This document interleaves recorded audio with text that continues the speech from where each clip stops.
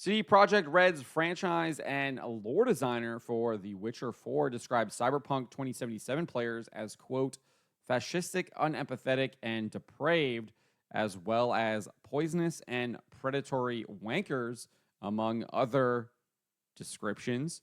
We've talked about this guy in the past. This is Cian Maher, we're talking about, former games journalist, wrote for The Gamer, said he wanted to punch gamers, called them toxic weirdos over on X. We're now diving into what he actually wrote in The Gamer, and he literally wrote an article insulting paying customers of CD Projekt Red and Cyberpunk 2077. You literally cannot make this stuff up. This is what they do time and time again. I think it proves that CD Projekt Red is indeed a woke company. They are hiring people that hate you, and given the fact that they're hiring people that hate you, they're going to put that hate into the game, and the game is going to hate you. CD Projekt Red is no longer the company that made The Witcher 3. It is a woke company that is not even trying to sell video games, not even trying to make video games. They are trying to sell you the message. They are making the message, disguising it as a video game. We're going to stop woke. Woke is bullshit. Let's get into this right here. Roll this up over at phantompulse.com. You can find the link in the description below.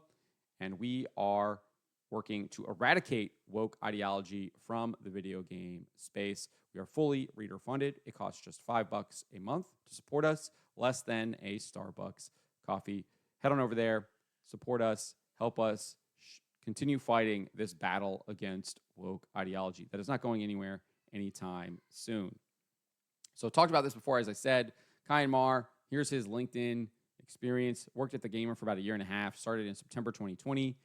Went to December 2021. Then he moved to this GLHF Entertainment AB. This was basically a contractor that contracts out writers to work at like organizations like Inverse and things like that, because he published articles in Inverse in this time period where he worked from December 2021 to March 2022. And then he became a games consultant, I guess, after like 4 months of not doing anything in August 2022. Did that for, I guess, 2.5 years.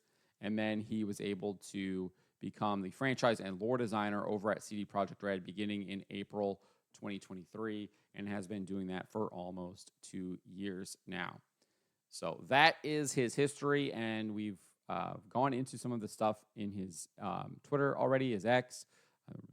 YouTuber, the reviewer Wild Take, uncovered dozens of posts to Twitter and X showing what he thinks of gamers.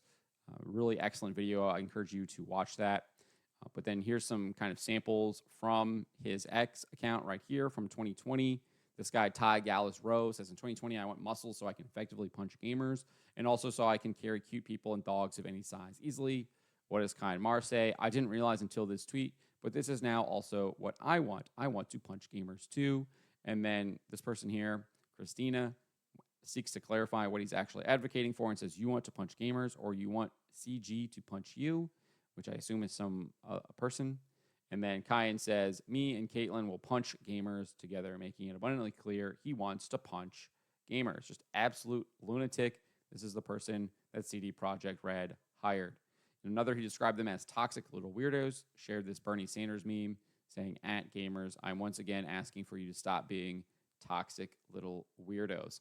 So obviously this guy has a history over on X, and he also has a history of writing things at The Gamer. In December 2020, he published an article, or he wrote an article that was published by them titled, People Who Call Cyberpunk 2077 Perfect Are the People That Cyberpunk Warns Us Against.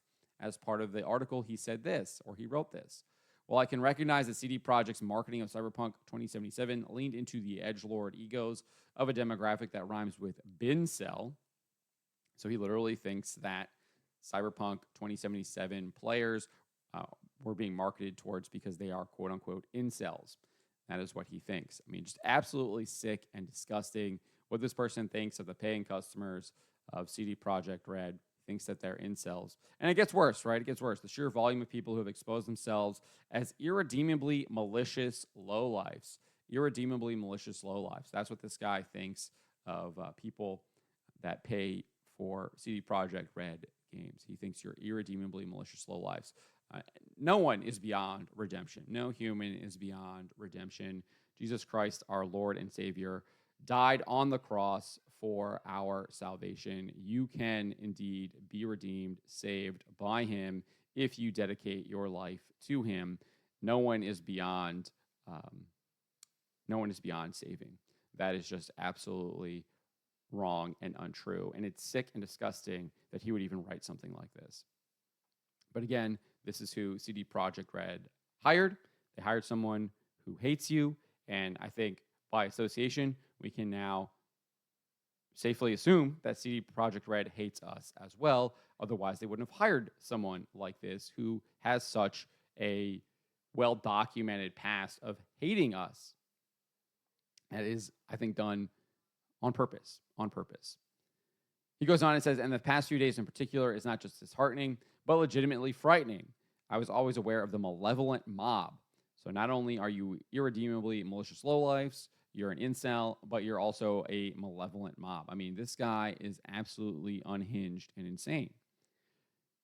He finishes saying, although I never recognized its alarming number of proponents. So that is what he had to say there. He continues later on in this article.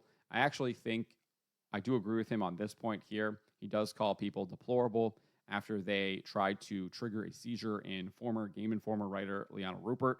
Obviously, I've had my own druthers with Liana Rupert. I think she's part of the woke messaging, the games journalists cult, and obviously oppose that.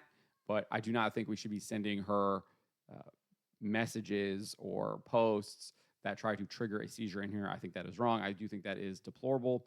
And this is what Maher wrote. He says, I wonder if they realize that by sending critics who have notified the world of potentially life-threatening sequences in the game, videos that could trigger seizures in real life, that their actions are deplorable beyond human comprehension. So I actually agree with that. I think that is deplorable. I think that is absolutely wrong. We should not be doing that. And just to provide some context, Rupert wrote this piece at Game Informer. She shared that she suffered a major seizure while playing the game. She wrote this, during my time with Cyberpunk 2077, I suffered one major seizure and felt several moments where I was close to another one. I kept going because I made that decision too, and I feel like that decision helped me sort of slap together a small little guide for players wanting to take part in this game for fear of missing out. So that's what she said. She said that she didn't actually see if there were any kind of trigger warnings or anything like that saying that, and she just kind of dived in. She wasn't even looking for it. She didn't care. So I do think some of the onus is on her for suffering that. That is some of her personal responsibility. But in the case of people sending her stuff after she said that this happened to her, that is on the people sending her that stuff. And I agree with Kai Maher's description of them as deplorable in that sense, because it is absolutely deplorable. And again, she wrote this too, saying that she was sent hundreds of videos disguised as support that are deliberate flashing to induce photosensitive triggers. If you're sharing this saying you're epileptic and receive a video, don't press play. I'm back to being on my butt. Be better, please. So there's probably some exaggeration going on here. We see this time and time again from these games journalists. They do try to paint themselves as victims over and over again.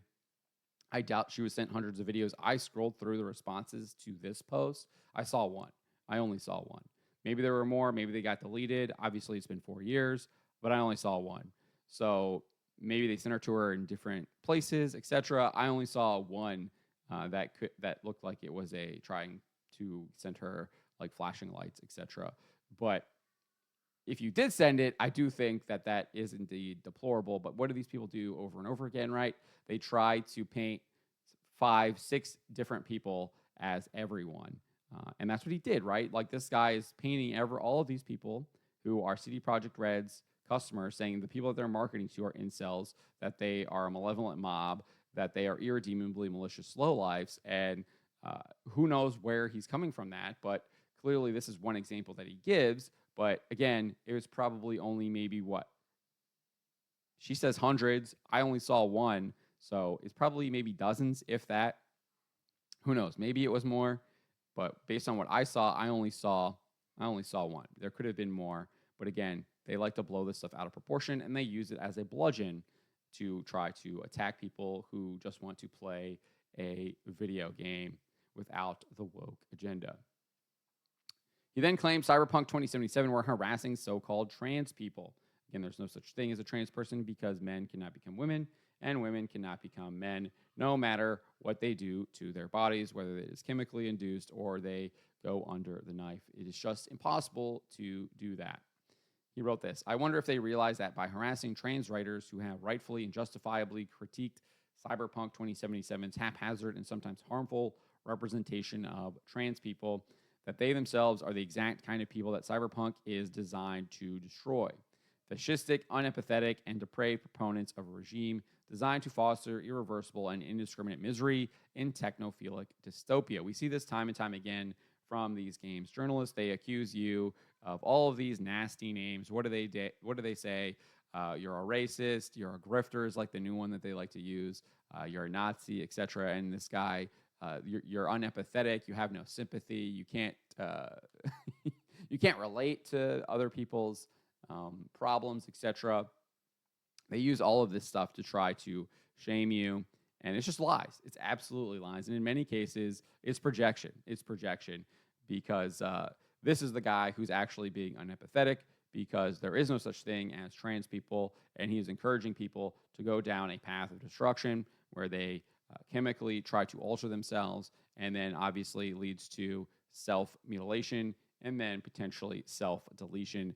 That is evil. That is evil. That is not someone who actually cares about you if you're encouraging people to go down that slippery slope. If you actually cared about them, you would be telling them to stop. You'd be saying, no, that is wrong. You are made in the image and likeness of God. You have dignity. You should not be doing this to yourself. But this is what he thinks. This is what he thinks. He thinks that if you oppose this evil ideology, you are fascistic, unempathetic, and depraved. It's just sick. It's just absolutely sick.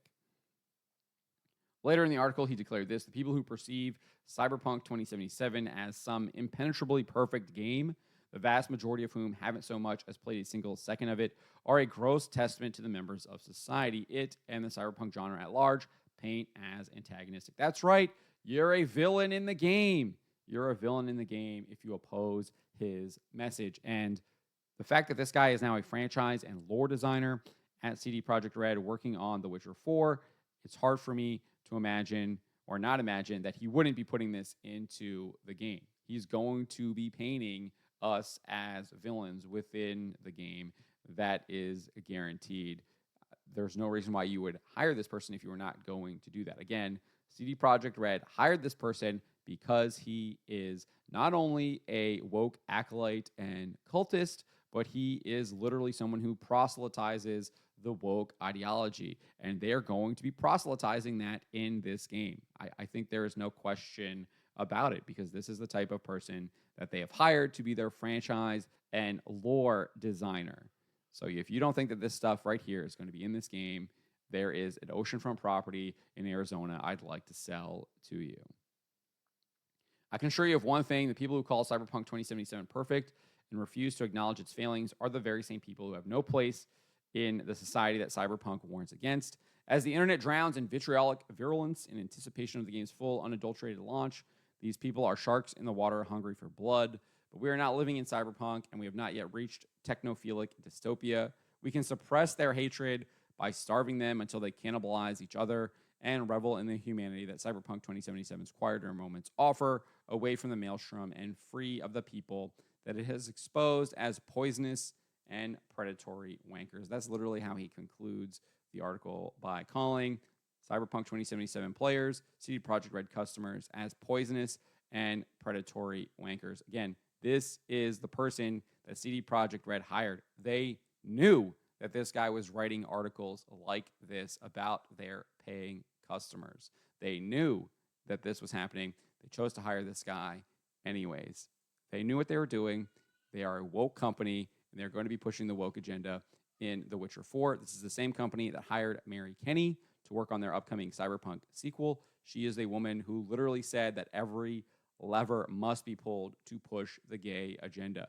These are the people that CD Projekt Red is hiring, and when you're hiring these people, they're going to be putting that agenda into the games that they are working on.